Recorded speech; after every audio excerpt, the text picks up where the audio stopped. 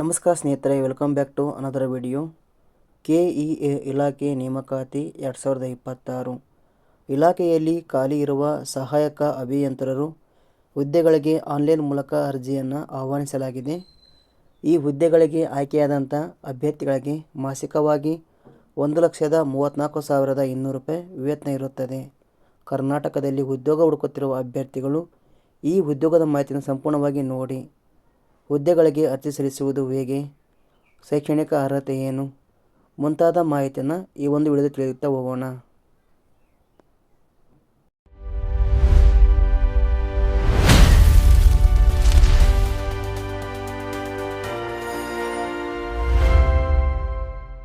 KEA ಇಲಾಖೆಯ ಹುದ್ದೆಗಳಿಗೆ ಆಸಕ್ತಿ ಮತ್ತು ಅರ್ಹತೆ ಪಡೆದ ಅಭ್ಯರ್ಥಿಗಳು ಗೂಗಲ್ನಲ್ಲಿ ಬಂದು ಇಲ್ಲಿ ಜಾಬ್ಸ್ ಎಕ್ಸ್ಪ್ಲೇನ್ ಎಂದು ಟೈಪ್ ಮಾಡಿ.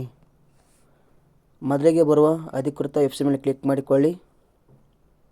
ಇಲ್ಲಿ ನೀವು ನೋಡಬಹುದು ಕರ್ನಾಟಕ ಪರೀಕ್ಷಾ ಪ್ರಾಧಿಕಾರ ಇಲಾಖೆಯ ಹುದ್ದೆಗಳಿಗೆ ಸಂಬಂಧಿಸಿದ ಒಂದು ಲೇಖನ ಓಪನ್ ಆಗುತ್ತದೆ. ಅದರ ಮೇಲೆ ಕ್ಲಿಕ್ ಮಾಡಿಕೊಳ್ಳಿ. ಇಲ್ಲಿ ಸಂಪೂರ್ಣವಾದ ಮಾಹಿತಿಯನ್ನು ವಿವರಿಸಲಾಗಿದೆ.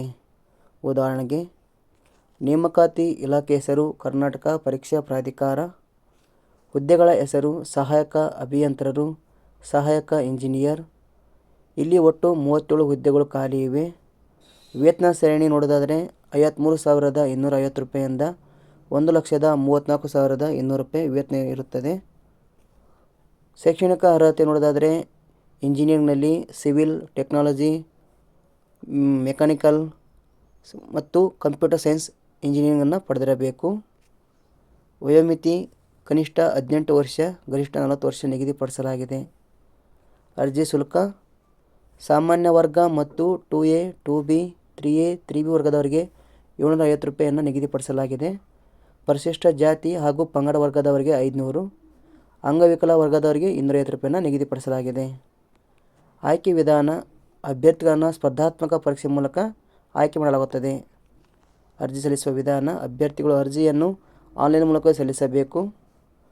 ಪ್ರಮುಖ ದಿನಾಂಕಗಳು ನೋಡೋದಾದರೆ ಅರ್ಜಿ ಸಲ್ಲಿಸಲು ಆರಂಭದ ದಿನಾಂಕ 21/5/2026 ಆಗಿದೆ. ಕೊನೆಯ ದಿನಾಂಕ 4/5/2026 ಆಗಿದೆ. ಹುದ್ದೆಗಳಿಗೆ ಅರ್ಜಿ ಸಲ್ಲಿಸಲು ಬಯಸುವ ಅಭ್ಯರ್ಥಿಗಳು ಇಲ್ಲೇ ನೀಡಿರುವಂಥ ಅಪ್ಲೈ ಲಿಂಕ್ ಮೇಲೆ ಕ್ಲಿಕ್ ಮಾಡಿಕೊಳ್ಳಿ ಅರ್ಜಿಯನ್ನು ಸಲ್ಲಿಸಬಹುದು.